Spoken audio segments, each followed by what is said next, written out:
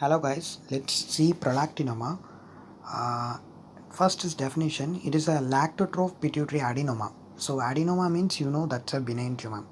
Introduction is it is a most common pituitary tumor. This is a very important MCQ. It's a most common pituitary tumor prolactinoma.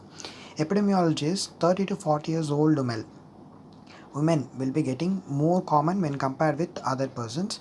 In that also women will be getting microadenoma. This is more important, whereas old persons will be getting macroadenoma. So you can see microadenoma 20 is to 1 ratio, whereas macroadenoma is 1 is to 1 ratio in case of male and female. Okay, so next is about the cause, etiological cause. First is physiological prolactinoma is mainly caused by the pregnancy, whereas pathological prolactinoma is caused by the lactotrophs. Pharmacological prolactinoma will be caused by dopamine antagonistics. Okay, and there are also certain genetic causes because of this p-pi gene mutations. Okay, so pharmacological prolactinoma, I have told you, like dopamine antagonistics like bromocriptine and all will cause this prolactinoma. Estrogen, renal failure and hypoparathyroidism will be other causes which is causing this prolactinoma. Okay, next is pathology. So whenever the prolactinoma is there means you will be having excess amount of prolactin. As a result, you will be getting as a thing called as amenorrhea lacturia, loss of amenorrhea lacturia syndrome. Will be just telling that as a group like amenorrhea lacturia syndrome. So in clinical examination there will be in any case study, a woman who's presented with amenorrhea lacturia means you have to think about prolactinoma. Okay, suppose if it is being present in men, it will be causing infertility and loss of libido also.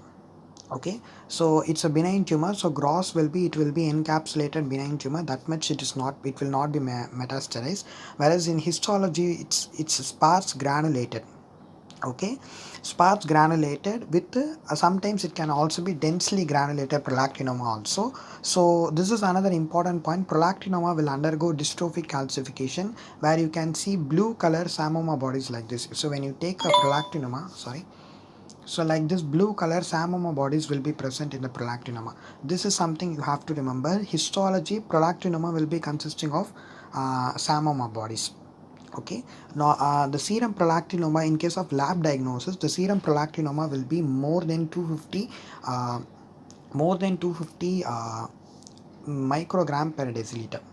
Okay, so more than 250 microgram per deciliter, and this is one of the screening tests of choice where you have to do. So when you suspect a person to be having prolactinoma, you have to check the prolactin levels. So the fasting prolactin level will be more than 250 means it's prolactinoma, more than 100 means it is suspected to be prolactinoma, and less than 100 microgram per deciliter of serum prolactin is unlikely to.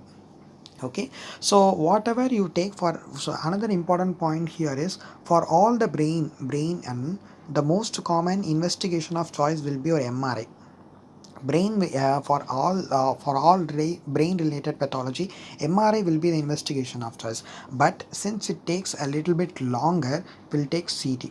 Okay, the first line choice in brain related will be your CT, whereas for investigation of choice will be this GD. It explains its gadolinium enhanced MRI.